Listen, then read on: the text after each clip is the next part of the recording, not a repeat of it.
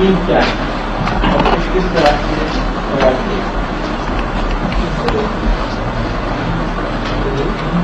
اصل میں یقین کی جو تعریف ہے وہ یہ ہے کہ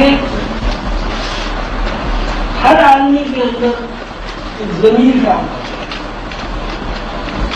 یا یوں کہیے ہر آدمی کے اندر ایک نور کام کرتا ہے، یا یوں کہیے کہ ہر آدمی کے اندر روح موجود ہے۔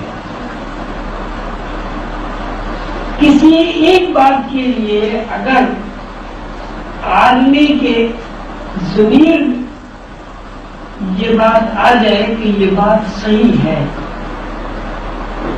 اور اس کے ساتھ ساتھ اس کے اندر جو اس کا روح ہے وہ بھی اس کا رہنمائی کرے، اس کا نام یقین ہے۔ دوسری بات یقین کا مطلب مشاہدہ ہے۔ یہ یقین کی تعریف یہ ہے کہ جو چیز آپ کو معلوم ہوئی اس کا مشاہدہ بھی ہو۔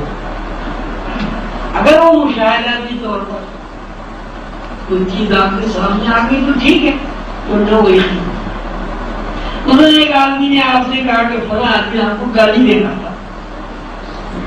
اب ان کی صورت یہ کہ آپ اس آدمی سے ملے، روکے گا بھائی مجھے فلاں آدمی نے کہا کہ تم نے مجھے گالی دی ہے۔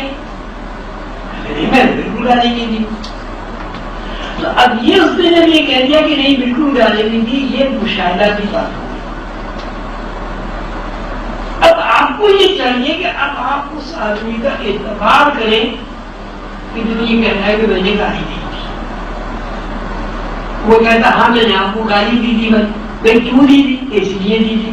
اچھا بھائی یہ تو بات آپ غلط ہے، میں نے ایسا آپ کے لیے کہا ہی نہیں، یہ بھی ایک مشاہدہ کی بات۔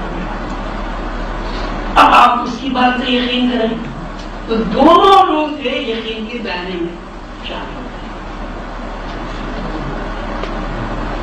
اللہ تعالیٰ نے قرآن پاک میں فرمایا کہ یہ کتاب اپنے نازل کی، اس میں کسی قسم کے شک شبے کی گنجائش نہیں ہے، اور یہ کتاب ان لوگوں کو ہدایت بخشتی ہے جو متقی ہیں۔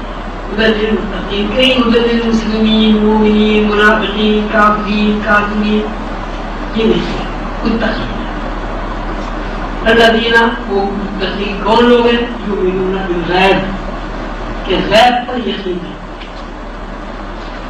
غیب پر یقین رکھنے کا مطلب یہ ہے کہ غیب ان کے چونکہ مشاہدے میں آ جاتا ہے، اس لیے وہ ان کے اندر سے چھو چلا کرتا ہے۔ مثلا ایک فرشتے کو آپ نے دیکھ لیا، 50 آدمی نے نہیں دیکھا، تو جب آپ یہ بتائیں گے کہ فرشتہ ایسا ہے تو 50 آدمیوں میں سے ہو سکتا ہے 45 آدمی کہیں گے آپ تو غلط کہہ رہے ہیں، ایسا تو فرشتہ ہو ہی نہیں سکتا۔ آپ کہہ رہے ہیں بھائی تم بھی ٹھیک ہے، چونکہ تم نے نہیں دیکھا تم اس لیے کہہ رہے ہو، لیکن میں نے جو دیکھا میں چونکہ دیکھ چکا ہوں، اس لیے آپ کو 50 آدمی اگر 10,000 آدمی ہوں گے میں یہی کہوں گا فرشتہ۔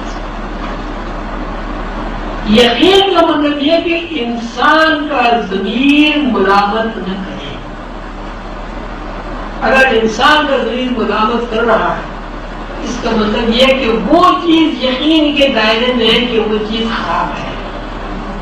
اگر انسان کا ضمیر مطمئن ہے، پرسکون ہے، آپ کو یقین فراہم کر رہا ہے تو کر دے گا۔ اصل بات تو یہ ہے کہ یقین مشتق ہے ایمان سے۔ ایمان کا مطلب ہے مشاہدہ۔ اب یہ ضرور میں آپ نے پڑھا ہوگا علم الیقین، عین الیقین، حق الیقین، اس کی بھی قسمیں بنا دی۔ علم الیقین تو یہ کہ حضور پاک صلی اللہ علیہ وسلم اللہ کے رسول ہے، ہم اشہد ان لا الہ الا اللہ واشہد ان محمدا عبدہ ورسولہ کہتے ہیں، یہ ہم علم الیقین کی بنیاد ہے۔ اس میں نہ عین الیقین ہے نہ حق الیقین ہے، اس لیے کہ ہم نے اپنے آپ سے حضور کو دیکھا نہیں ہے۔ لیکن اگر کوئی بندہ حضور پاک صلی اللہ علیہ وسلم کو دیکھ لیتا ہے اور وہ کہتا ہے اشہد ان لا الہ الا اللہ واشہد ان محمدا عبدہ ورسولہ، ہم یہ کہیں گے کہ اس کا یقین مشاہداتی ہے۔ یہ جو کہہ رہا ہے کہ میں گواہی دیتا ہوں اس بات کی کہ حضور پاک صلی اللہ علیہ وسلم اللہ کے بندے و رسول ہیں، تو جب ہم نے دیکھا ہی نہیں تو ہم گواہی کس بات کی ہے؟ تو یہ گواہی کہ ہم نے دیکھا نہیں سنے سنائی بات ہے، اس کو علم الیقین کہا جاتا ہے۔ یہ گواہی کہ ایک بندے نے علم الیقین کے ساتھ وضو کی گواہی دی، رسالت کی، اسی بندے نے دیکھ کر یقین کی بنیاد پر وضو کی گواہی دی، تو ظاہر ہے ان دونوں بندوں میں وہ بندہ افضل ہے جس نے آنکھ سے دیکھے، یعنی آنکھ دیکھا یقین، سنا یقین، دونوں افضل ہے۔ تو یقین سے مراد یہ ہے کہ وہ چیز بہتر طریقہ تو یقین کا یہ ہے کہ وہ چیز مشاہدے میں آ جائے۔ دوسرا طریقہ یہ کہ آپ کا ضمیر اس سے مطمئن ہو، شک میں ضمیر کبھی بھی مطمئن خراش ہوتی ہے شک میں۔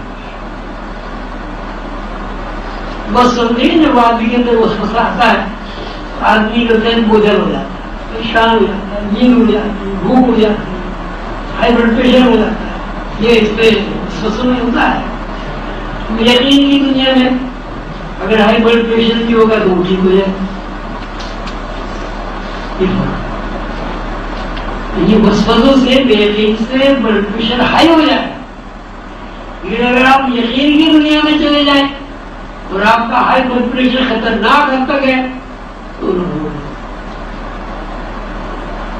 ہوتا ہے